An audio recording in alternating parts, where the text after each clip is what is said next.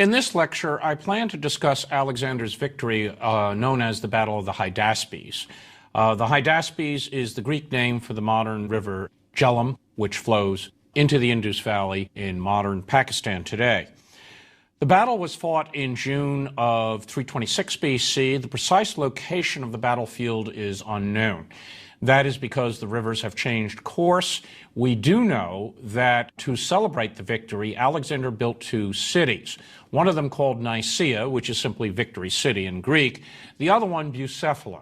Alexander's horse Bucephalus, the famous steed which he had tamed when he was a boy, died in India, and the city was named in commemoration of Alexander's favorite horse. Furthermore, this battle is important for several reasons. It is the fourth and in some ways one of the most remarkable of Alexander's victories. And Parmenio was not present, so those who would argue that Parmenio is behind Alexander's victories have a problem of describing, well, how did Alexander get so good by the time of the Hydaspes? The battle shows Alexander strategically at his best. He had to effect a river crossing against a large army. Alexander's army was clearly superior. His forces were at least some 65,000, maybe more, including various Indian allies, and an elephant corps of 150, although the elephants did not participate in the main battle. He used some of the techniques that he had learned in the Balkan campaigns, also in Central Asia, in effecting river crosses at the Jaxartes, the Oxus, the Danube. In addition, on the battlefield itself, Alexander showed remarkable tactical skill in handling his cavalry. That was always Alexander's favorite arm. The cavalry again proved decisive, as in the other three battles, and this was a classic Macedonian battle of annihilation. The opposing king, Porus, the Indian king who ruled the kingdom between the Hydaspes and the Acenes River, probably the name Porus is a Greek rendition of the Sanskrit name of Paurava, which was the name of this region in Sanskrit sources. And so what the Greeks do, in effect, turn a region into a dynastic name for the ruler. The same was done with Taxiles, ruling Taxila, the city, and Taxiles simply means the man from Taxila. The same thing is Porus is the man of Paurava. Whatever his personal name is unknown to us. In any case, Porus was an experienced commander. He commanded a sizable force. It's inferior to Alexander's force, but it had a powerful position across the river. Alexander, by the time he reached that position, was also facing a rising river because it was June, and the first major winds had arrived, bringing the rains that would dump the monsoons on this part of Pakistan and India. In any case, the Hydaspes was also expected by Alexander and the Macedonian army to seal the campaign. It would be the climactic battle, the way the Granicus, Issus, and Gaugamela had been, resulting in major conquests in India. It would settle the issue forever. It would allow Alexander to regain those lost Persian satrapies, and everyone could go home. Strategically, it didn't turn out that way at all. And in fact, in some ways, the battle was a disappointment. But the aftermath of the battle, the strategic consequences of the battle, still do not in any way detract from the remarkable military success that Alexander had on the Hydaspes.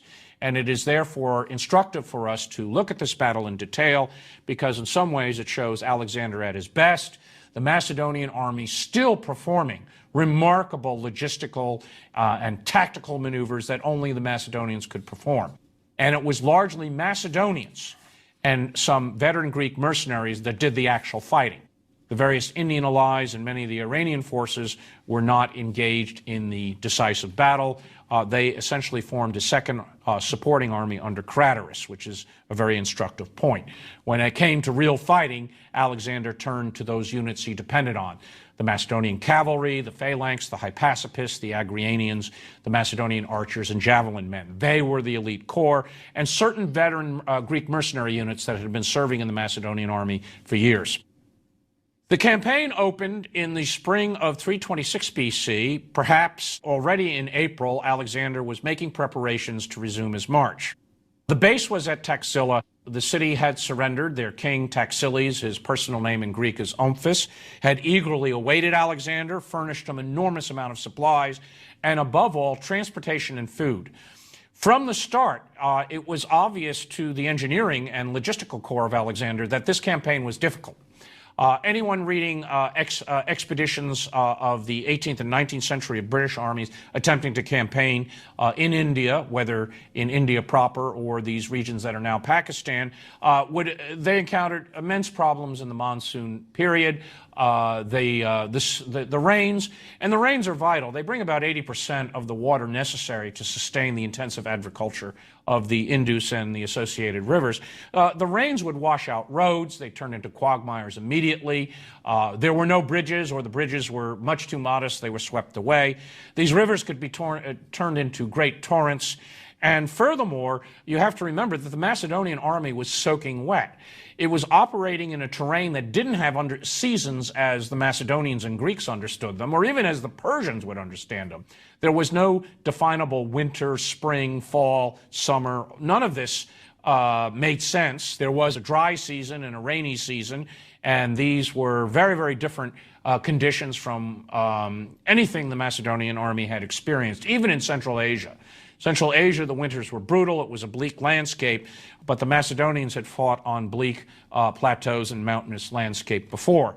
India would prove quite a different land, something completely outside their experience. So as the Macedonian army marched more or less along what later became the Great Trunk Road, it moved slowly. It would be difficult to attain the kind of marching speeds that they had achieved in the conquest of Iran or Central Asia. They were stopped at the Hydaspes because Porus had blocked the principal position. Exactly where this position is uncertain.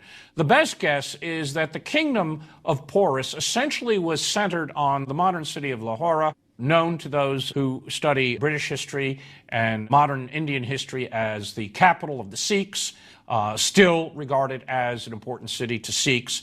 And the kingdom stretched northeast in the direction of Kashmir, where there was a king by the name of Alexandrian ruling, who was an ally of Porus. And both of these monarchs had supported the various tribal peoples in the Kabul and Swat valleys who had attempted to block Alexander's initial march. They were also both, that is, Abbasaris and Porus, enemies of Taxiles. They were rivals for this part of the Punjab. And so Porus perhaps was waiting behind the river for reinforcements and mercenaries from his ally that never turned up. Alexander, as soon as he got to the Hydaspes, the modern Jhelum River, realized how difficult it would be to effect a crossing.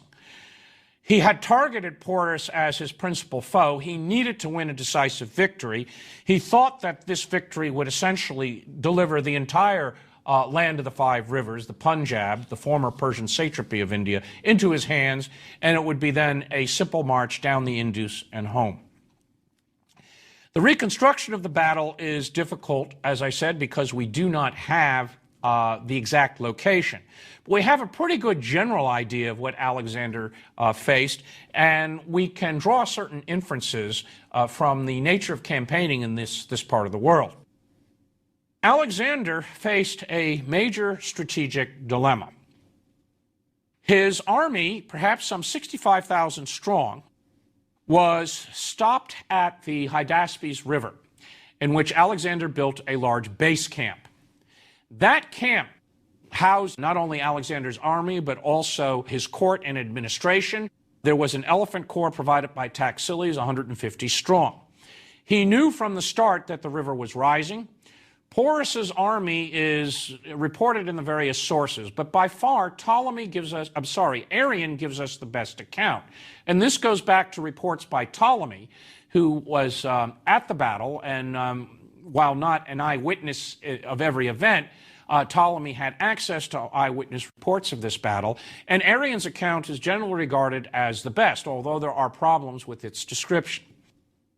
Porus's army had perhaps 100 elephants or 200 elephants. The numbers vary. He also fielded a number of chariots, which were commonly used in this part of the world. Chariots screened cavalry, the way they did at the Battle of Gaugamela for the Persians. Elephants were used before infantry formations. The infantry of Porus is difficult to reconstruct. It may have been some 20,000 strong. It may have been weaker. The cavalry forces that Porus used at the battle proper, perhaps 4,000. As I said, it was a respectable force, but it was outnumbered by Alexander's force. An attempt to cross the Hydaspes with rising water and Porus's army would just be disaster. Alexander had to resort to a strategic ruse so that he could effect a crossing farther up the river. He sent out his engineers and his reconnaissance, and they scouted a distance of several miles north of the river and found a number of crossings, including a crossing of the river at one point where the Hydaspes divides and encircles an island and then rejoins into a series of smaller islands. At this point, the river's flow broke up into a series of tributaries. There were islands in the middle of the river, and there were a number of fords, and Alexander was able to detect where these fords were located. In addition, Alexander spent a great deal of time misleading Porus. He announced his intention to cross the river when the river subsided, and this would be sometime in September and October. The information was relayed to Porus by the usual deserters and spies that passes between any army when it's located near each other. Porus got this information. Furthermore, Alexander spent a great deal of time making night maneuvers, demonstrations up and down the Hydaspes as if he intended to cross. In these series of movements, the elephants proved extremely valuable because they make a lot of noise. Porus constantly rushed his forces along the banks to counter what he thought was an attack. After a while, Porus realized these were feints. He took the reports that Alexander would wait for the subsiding of the river seriously, and he stayed in camp hoping, I'm sure, that allies and mercenaries would arrive, and perhaps logistical problems would force Alexander's army to retire. All Porus had to do was not lose, that is, to hold the river bank. Alexander noticed that Porus was no longer reacting to the various night feints, and at that point he knew he was ready. The positions had been prepared very carefully. The roads had been cleared to where the fords were. Craterus and Hephaestion together supervised the construction of various boats.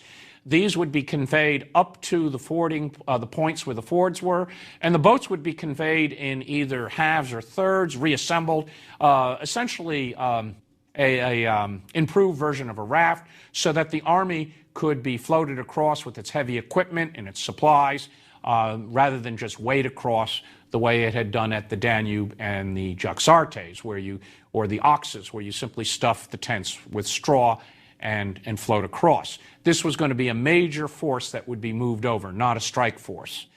At the appointed evening, Alexander divided his army in half. Craterus stayed in the camp with the various Indian allies. He had at least 2 regiments or taxes of the phalanx. He had all of the Iranian cavalry. He had Macedonian cavalry, the elephants, taxiles. It was a force of well over 30,000 men. Its job was to pin at least part of Porus's army, which remained in the camp.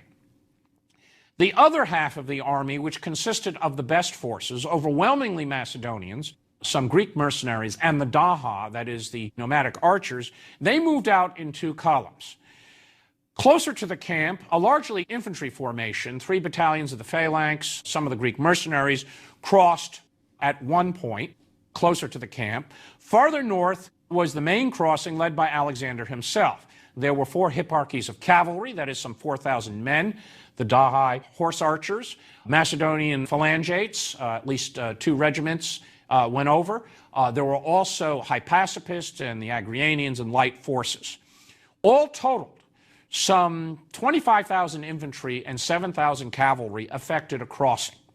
The crossing at the lower end went without a problem. The crossing at the northern point, where Alexander commanded, ran into some difficulties. Initially, they landed on one of the islands in the middle of the Hydaspes and thought it was the eastern bank. They later discovered that this was an error.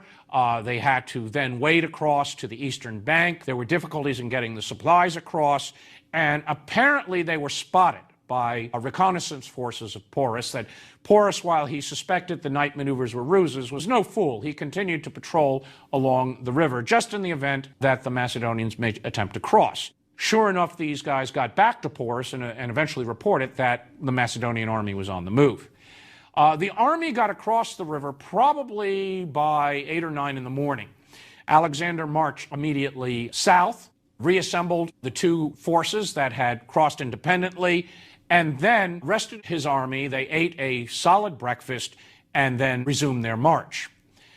At this point, Porus was alerted, and he was in a strategic dilemma. He wasn't sure how large a force had crossed to the north of his camp. He wasn't certain whether this was a ruse to draw his army away so that the main crossing would be where Craterus was, opposite Porus's camp. He probably delayed a bit too long, but ultimately he made the correct decision. He sent his son out, or one of his sons, with a large cavalry force that encountered the Macedonians and was defeated, and that son was killed. He's often called in the sources Porus Jr. I mean, the Greeks are very vague on these names, and the information that was brought back by the survivors indicated, indeed, the main force was to the north, and Alexander was pressing south.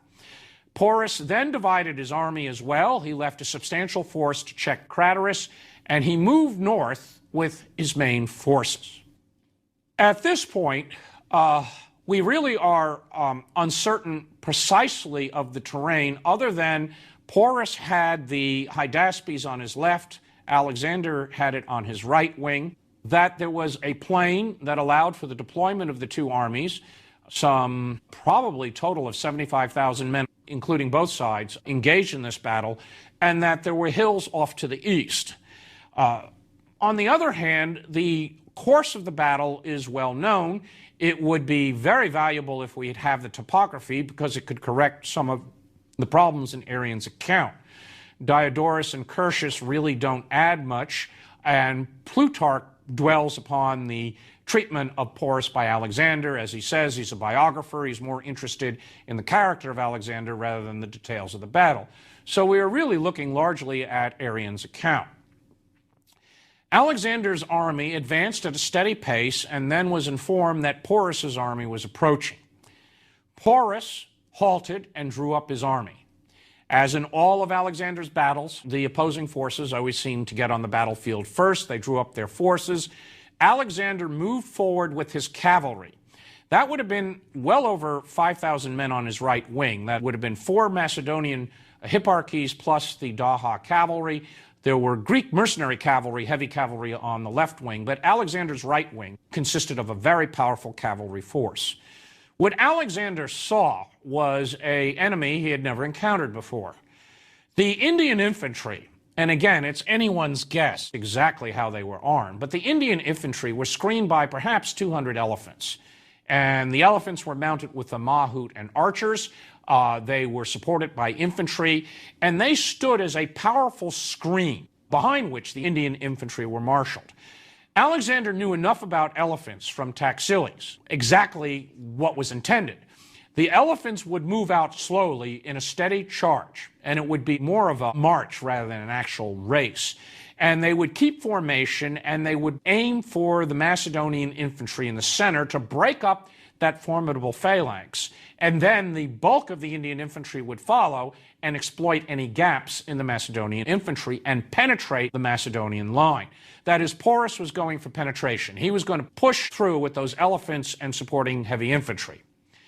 Porus had limited cavalry. His cavalry was maybe at most half of Alexander's. It was not nearly as good as Alexander's cavalry, as it turned out. The cavalry had some chariots in front of them that acted as a screen. How many is anyone's guess. The reports among the sources vary. It might have been a rather small force, but it clearly was a protective screen. And the cavalry's purpose was really to protect the wings of this charge in the center. There may have been at most 2,000 cavalry on both wings of the Indian army. Porus, just as King Darius III, commanded from the center. He was amount a great elephant, and at the start of the battle apparently had pretty good visibility. Once the battle was engaged, of course, it was lost. The ground was wet. There had been heavy rains. How much rain actually took place during the battle is anyone's guess. We really don't know. Certainly the conditions were treacherous and slippery for both sides. So that's what Alexander saw. At that point, he must have noticed some type of terrain advantage, and it's still uncertain whether that terrain advantage was to his left or to his right. Arrian's account is difficult to follow, and there are a number of reconstructions of how exactly the cavalry moved and what happened. I follow largely a reconstruction proposed by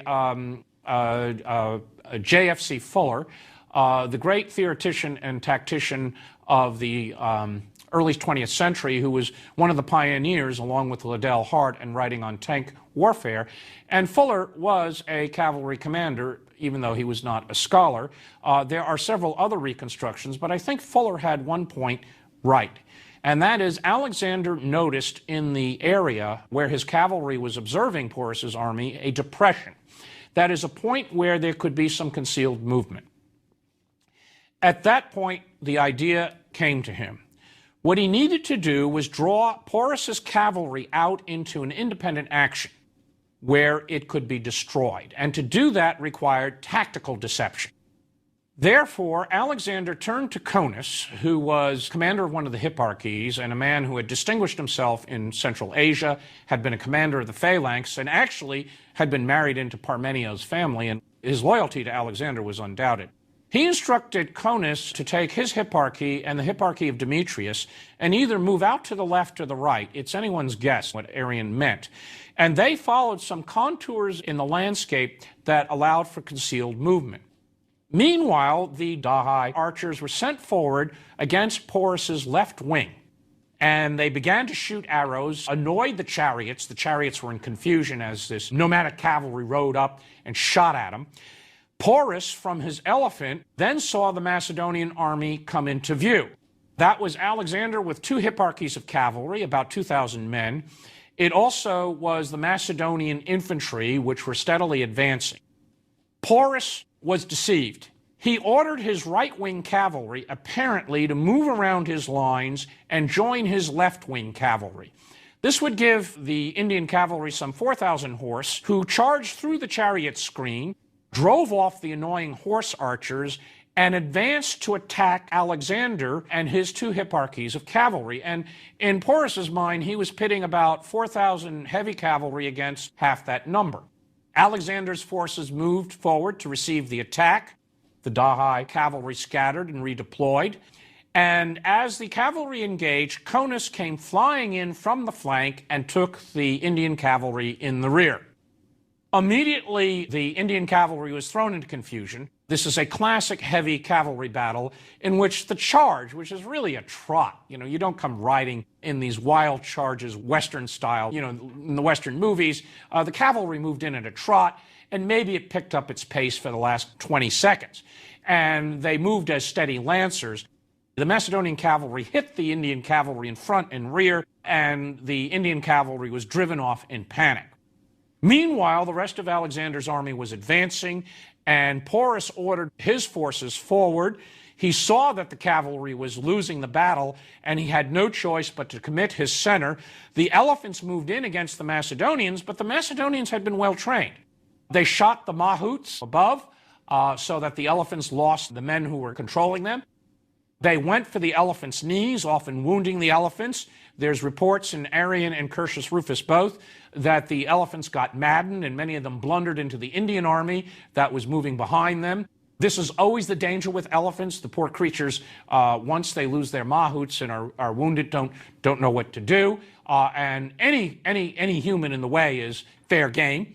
The Macedonians also apparently opened lanes within their ranks to allow elephants to pass through them, the same type of tactic that had been used against the Persian chariots at Gaugamela. It is remarkable that these Macedonians, and the infantry line was overwhelmingly Macedonians with some Greek mercenary veterans, were able to cope with these creatures for the first time ever encountered. The elephants had not played any kind of role. There were 15 at Gaugamela. We don't know what they were. They're probably more for ceremonial purposes. But this was a huge elephant force, anywhere between 80 and 200, depending on which source you believe. And the result was that part of the Indian elephants were driven onto their infantry. The Macedonian phalanx closed, and the Greek mercenary cavalry on the left got behind. Alexander's own cavalry, the overwhelming force on his right wing, got behind Porus's army, and it was a classic battle of encirclement. The Indian army was essentially destroyed. Meanwhile, Craterus, following orders, once he knew that the battle was engaged, effected a crossing, drove off the force that had been left on the riverbank, and marched to the sound of the battle and appeared behind Porus's army at an important point in the battle, as already Porus's army was encircled by the cavalry, and Craterus, with additional infantry and cavalry, essentially closed the trap. It was a brilliant tactical victory, which climaxed an even more brilliant strategic crossing over the river. In some ways, Alexander's finest moment. The army of Porus essentially went down fighting. Porus himself was no Darius III. When he saw that the battle was lost, he too plunged into the fighting atop his elephant and continued to rally his forces in the center until he was eventually captured. Upon the capture of Porus, essentially the battle was over. It's anyone's guess what the casualties were for the Indian army.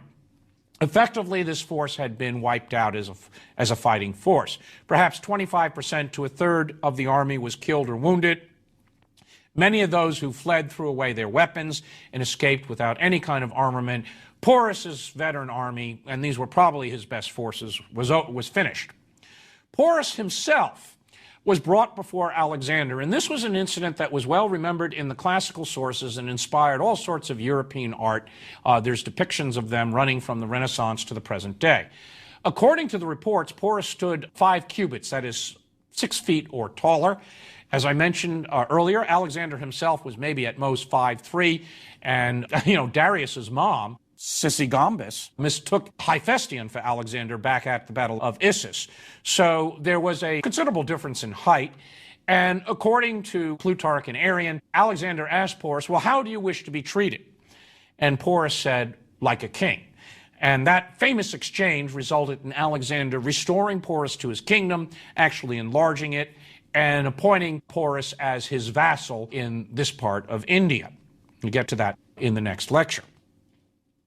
The victory was absolutely resounding. Abbasaris immediately sent a delegation to submit.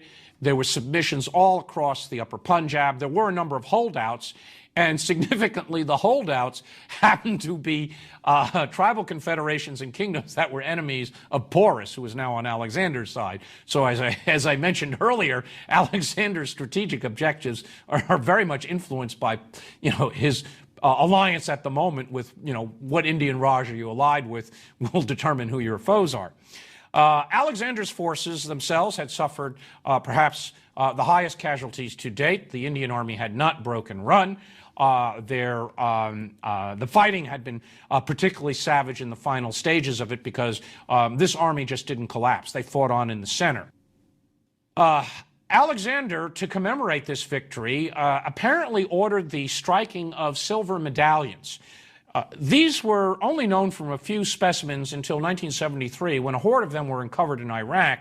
They came in 2 sizes, and they seem to have been designed by a local engraver in the camp of the Macedonian army, because there was no mint or no coinage struck in the eastern reaches of the Persian Empire. Alexander essentially was operating on credit and the money that was brought west by the reinforcements.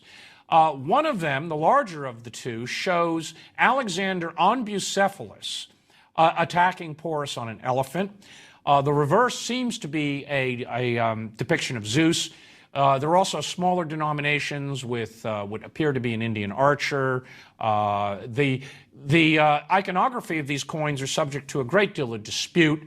There is an interpretation that the figure who may be Zeus refers to the rain during the battle. The best discussion of these have been, I don't agree with all of the conclusions, but certainly the best publication on these is by Frank Holt, who produced a monograph on these medallions, which confirm at least the classical sources that Porus fought on in the center and that he was captured astride his elephant. The commemorative silver coins are therefore the only immediate testimony we have to the battle. Right after the battle, apparently Bucephalus died. The 2 great cities, Nicaea and Bucephala, were ordered, and then Porus, now an ally and vassal of Alexander, provided, probably for the first time, accurate information that Porus was just one of a number of kings in this part of the Indian world, that there were others. And then there's a great Thar desert, and to the east, lay great kingdoms in the Ganges, especially the kingdom of the Nanda monarchs, and that there was a subcontinent and not an eastern ocean to the east of Alexander.